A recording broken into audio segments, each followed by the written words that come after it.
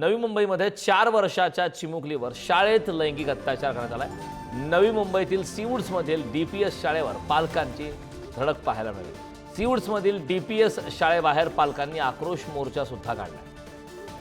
या संदर्भात ताजे अपडेट देण्यासाठी आपल्या प्रतिनिधी शिल्पा नरवडे आपल्यासोबत जोडले। शिल्पा, आपण पाहतोय की मनसे पदाधिकारी सुद्धा त्या ठिकाणी पालकांच्या आंदोलनात सहभागी झालेले आहेत। त्या ठिकाणी एक धक्कादायक अशी घटना घडली आणि त्यानंतर पालकांचा आक्रोश, पालकांचा संताप होणं स्वाभाविक आहे। 4 वर्षाच्या चिमुकलीवर लैंगिक अत्याचार झालाय, काय सविस्तर?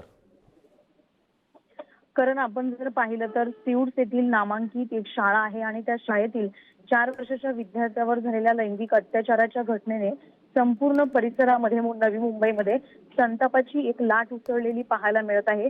आणि या धक्कादायक घटनेनंतर संतप्त पालकांनी देखील शाळेसमोर शांततापूर्ण आक्रोश मोर्चा काढलेला आहे। सकाळी 7 वाजल्यापासूनच हा आक्रोश मोर्चा काढण्यात आलेला आहे। त्याचबरोबर पालकांनी शाळेच्या मुख्याध्यापकांनाही या प्रकरणात सहआरोपी करण्याची जोरदार मागणी केलेली आहे। पालकांचं असं म्हणणं आहे की शाळा प्रशासनाच्या निष्काळजीपणामुळे आणि त्यांच्या शाळेने केलेल्या दुर्लक्षामुळेच ही घटना घडलेली आहे। त्यामुळे फक्त आरोपीच नव्हे तर मुख्याध्यापक असेल किंवा इतर जे जबाबदार अधिकारी आहेत त्यांच्यावर देखील कडक कारवाई व्हावी अशी पालकांची मागणी आहे। आणि त्यामुळेच आज सकाळपासून शाळेच्या बाहेर शांततापूर्ण आक्रोश मोर्चा काढलेला पाहायला मिळतोय।